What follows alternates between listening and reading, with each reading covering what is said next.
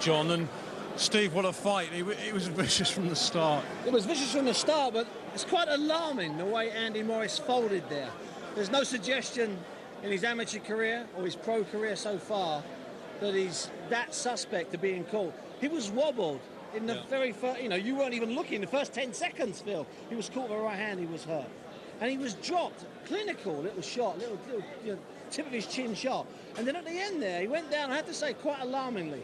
And I'm very surprised because they fought a lot of rounds, these two guys, They fought 17 rounds, and there was no suggestion in those 17 rounds. They're both the same age, remember? Basically had about the same amount of fights.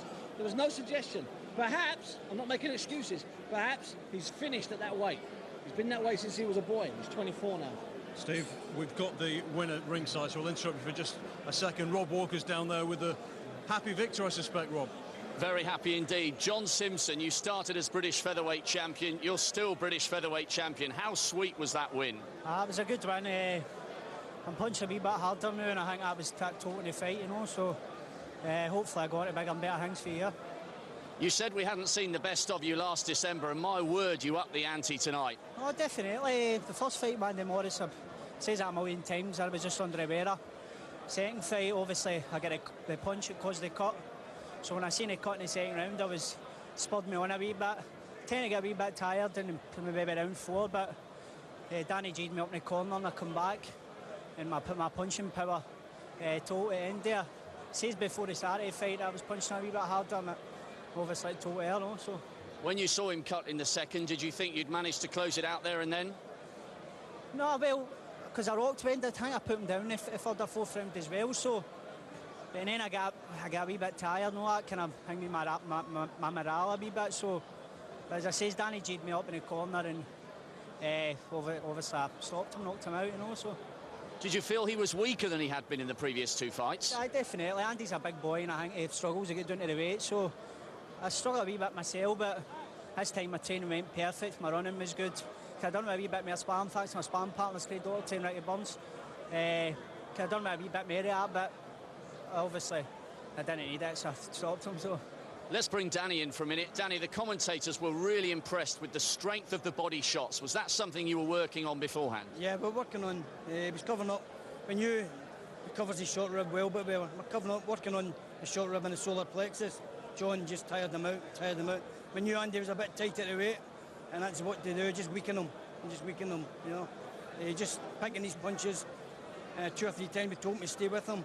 We G'd him up in the 4th round, just tell him to stay in there, pick his punches, hit him with an explosion of punches, bang, bang, bang. So this is what worked, You know this guy inside out. Is that the best pro bout you've seen him so far? Yeah, that was it. He had to dig deep there. After the 4th round, he was getting a wee bit tired, a wee bit lazy. So we G'd him up, told him to get on his bike, start working, to stay with him, keep him on his back foot. Andy's a great boxer. He was a good champion, but he only boxes well when he's coming forward. We've got to keep him on his back feet. We knew we had to keep him on his back feet.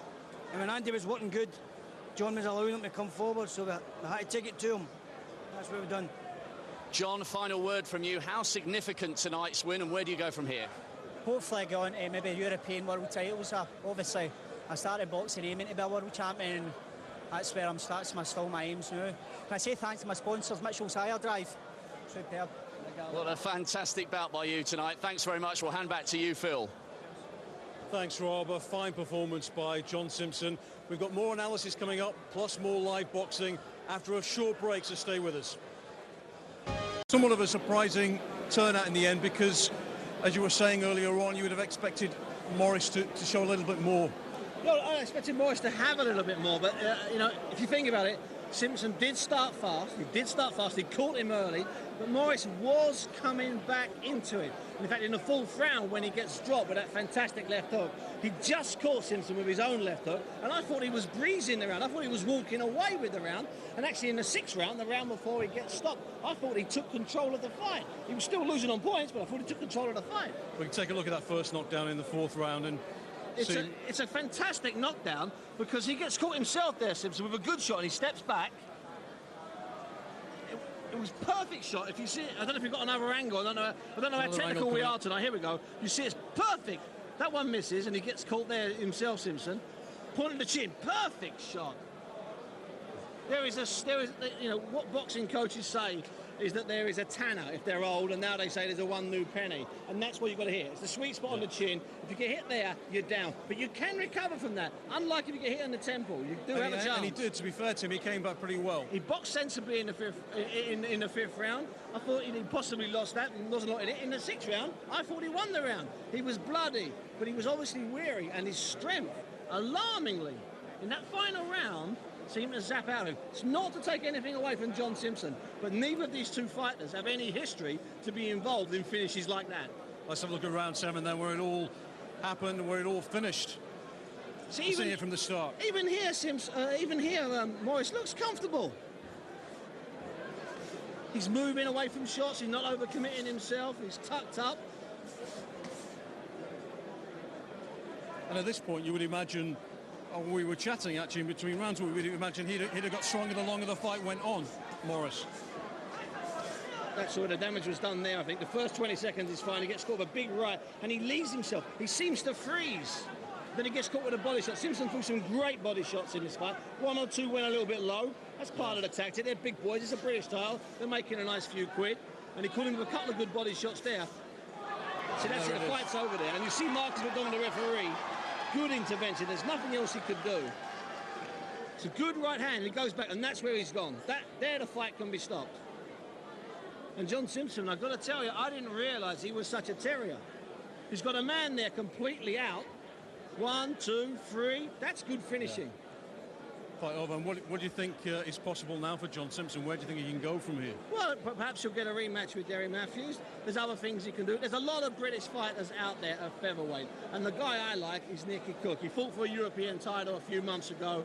And he left it on the hills. He was training in Tenerife. He left it on the hills of Mount Teede, you know, the volcano there. I'm sure that's where he left his legs. He wasn't the right man that night. That's an ideal fight. Get that on somewhere in London. Nicky Cook brings a big following, sells a few tickets, or John Simpson, or take it to Scotland. There's nothing like a bit of anger. The Scots love it. What about an all-Scottish clash? Alex Arthur somewhere down the line? Well, Alex Arthur's a definite possibility, but I know John Simpson, he'll say, no, I can do featherweight. That £4, that's a lot of weight. Had he lost tonight, I think he probably would have moved up. Because you know what, Phil, we're in a business. And it's a lovely business, but it is a business first. And a lot of sport breaks out occasionally.